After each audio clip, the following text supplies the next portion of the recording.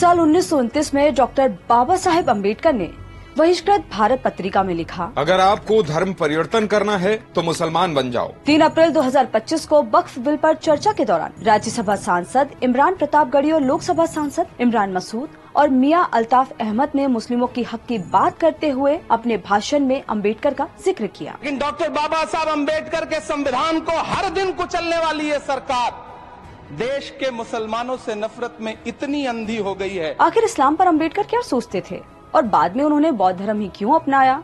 अम्बेडकर की 134वीं जयंती पर Monday mega में जानते हैं पूरी कहानी।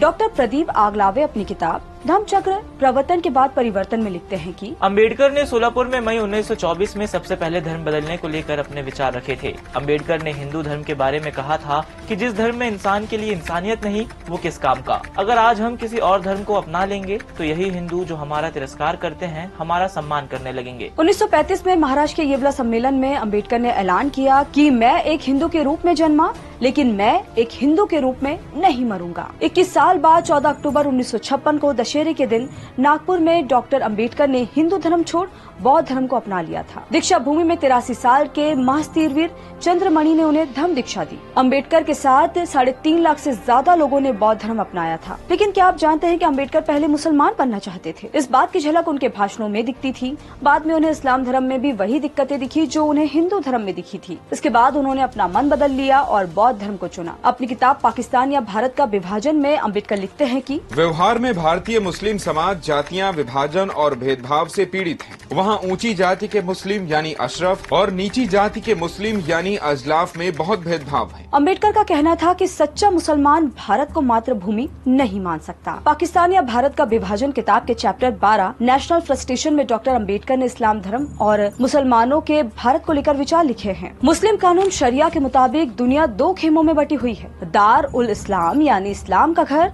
और दार उल हरब यानी जंग का घर। यहाँ मुसलमान केवल रहते हैं, उसके शासक नहीं होते। हिंदुओं को मुस्लिम काफिर मानते हैं, इसलिए काफिर द्वारा शासित देश मुस्लिम के लिए दार उल हरब है। इस्लाम कभी भी किसी सच्चे मुसलमान को भारत को अपनी मातृभूमि के रूप में अपनाने और किसी हिंदू को अपना सगा संबंधी मानने की अनुमति नहीं दे सकता। पाकिस्तान या भारत का विभाजन किताब के चैप्टर 10 सोशल स्टेग्नेशन में डॉक्टर अम्बेडकर ने इस्लाम धर्म में महिलाओं के लिए कानून और उनकी दिक्कतों का भी जिक्र किया है। वो बहु विवाह प्रथा को महिला मुद्दों के साथ जोड़कर देखते थे। वो मानते थे कि इससे महिलाओं को कष्ट होता है। इस प्रथा में उनका शोषण और दमन होता है। इसके अलावा 1947 में भारत पाकिस्तान बंटवारे के वक्त अम्बेडकर का मानना था कि सभी मुसलमानों को पाकिस्तान चले जाना चाहिए। उनका मानना था कि कायदे से पॉपुलेशन एक्सचेंज हो, यानी एक सही प्लान के तहत मुस्लिम बहुल इलाकों से हिंदुओं का भारत आना और हिंदू बहुल इलाकों से मुस्लिमों का पाकिस्तान जाना। पॉपुलेशन एक्सचेंज की वकालत करते हुए अम्बेडकर लिखते हैं, इलाकों में अपने से अलग अल्पसंख्यकों की अदला बदली कर लें ताकि समजाति राज्य बन सके। वही सिख